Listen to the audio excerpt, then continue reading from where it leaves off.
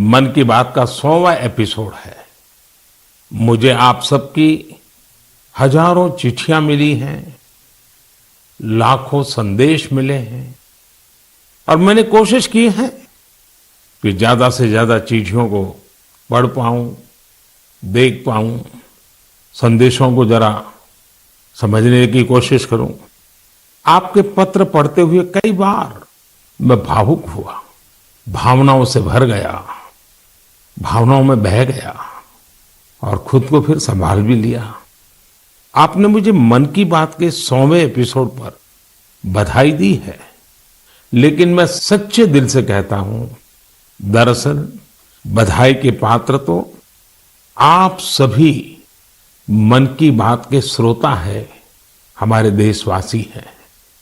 मन की बात कोटि कोटि भारतीयों के मन की बात है, उनकी भावनाओं का प्रकटीकरण है। साथियों, 3 अक्टूबर 2014 विजयादशमी का वो पर्व था और हम सब ने मिलकर विजयादशमी के दिन मन की बात की यात्रा शुरू की थी। विजयादशमी यानी बुराई पर अच्छाई की जीत का पर्व। मन की बात भी देशवासियों की अच्छाइयों का, सकारात्मकता का एक अनोखा पर्व बन गया है। एक ऐसा पर्व जो हर महीने आता है, जिसका इंतजार हम सभी को होता है। हम इसमें पॉजिटिविटी को सेलिब्रेट करते हैं, हम इसमें पीपल्स पार्टिसिपेशन को भी सेलिब्रेट करते हैं। कई बार यकीन नहीं होता कि मन की बात को इतने महीने और इतने साल गुजर गए। हर एपिसोड अपने आप में खास रहा। हर बार नए उदाहरणों की नवीनता, हर बार देशवासियों की नई सफलताओं का विस्तार। मन की बात में पूरे देश के कोने कोने से लोग जुड़े, हर आयु वर्ग के लोग जुड़े।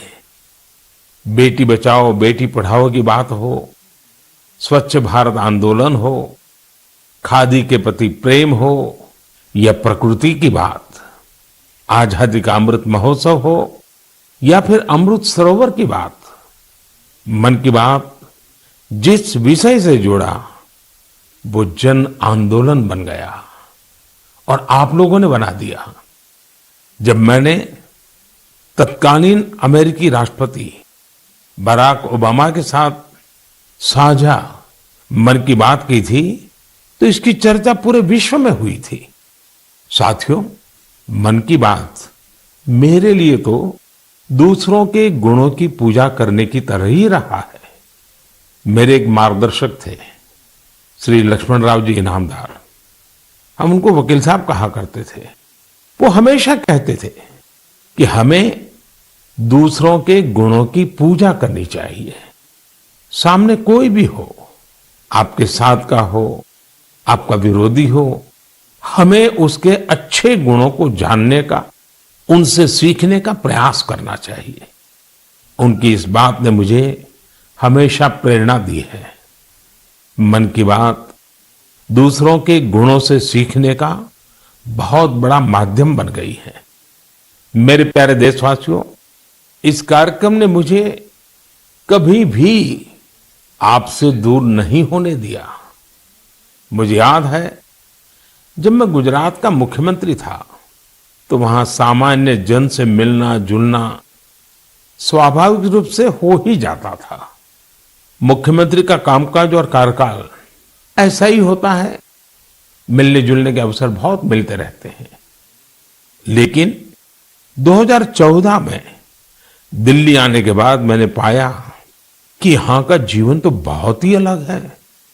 काम का स्वरूप अलग, दायित्व अलग, स्थितियां परिस्थितियों के बंधन, सुरक्षा का तामझाम, समय की सीमा। शुरुआती दिनों में कुछ अलग महसूस करता था, खाली खाली सा महसूस करता था। 50 साल पहले मैंने अपना घर इसलिए नहीं छोड़ा था कि एक दिन अपने ही देश के लोगों से संपर्क ही मुश्किल हो जाएगा। जो देशवासी मेरा सब कुछ है, मैं उनसे ही कट करके जी नहीं सकता था। मन की बात ने मुझे इस चुनौती का समाधान दिया, सामान्य मानवी से जुड़ने का रास्ता दिया।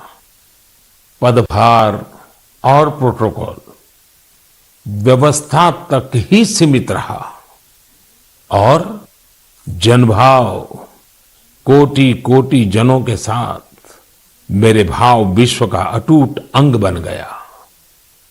हर महीने मैं देश के लोगों के हजारों संदेशों को पढ़ता हूं। हर महीने में देशवासियों के एक से एक अद्भुत स्वरूप के दर्शन करता हूं। मैं देशवासियों के तप त्याग की पराकाष्ठा को देखता हूं, महसूस करता हूं। मुझे लगता ही नहीं है कि मैं आपसे थोड़ा भी दूर हूं।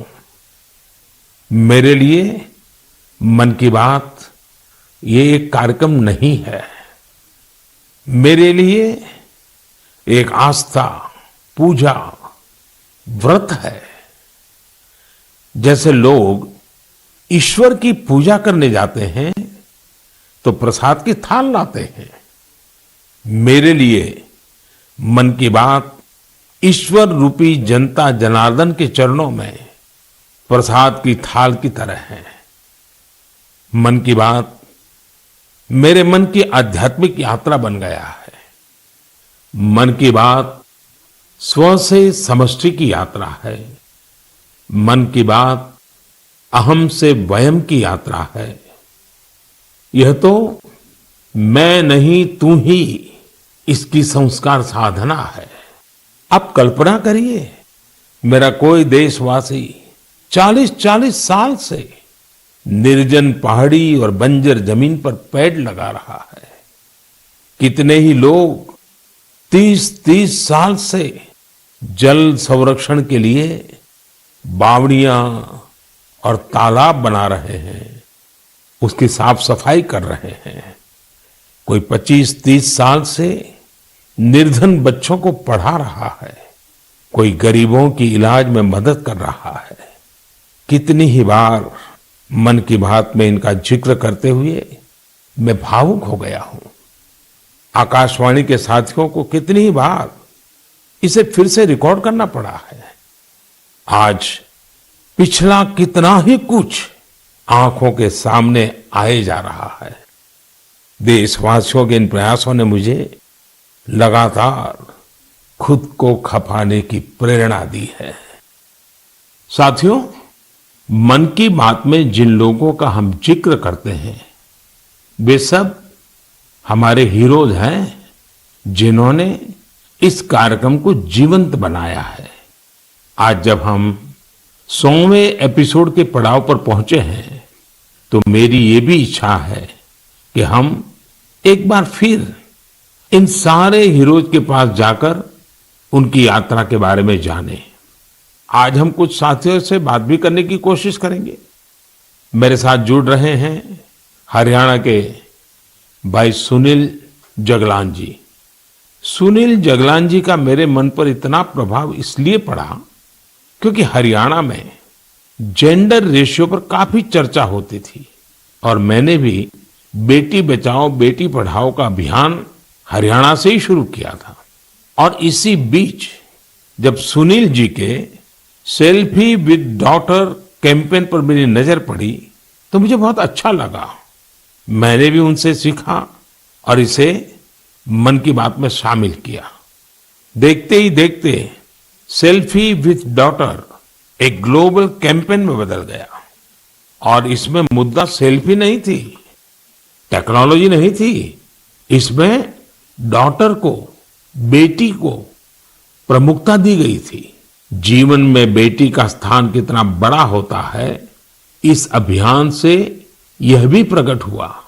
ऐसे ही अनेकों प्रयासों का परिणाम है कि आज हरियाणा में जेंडर रेशियो में सुधार आया है।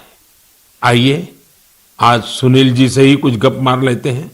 नमस्कार सुनील जी। नमस्कार सर, मेरी खुशी बहुत बढ़ गई है सर आपकी आवाज सुनकर। सुनील जी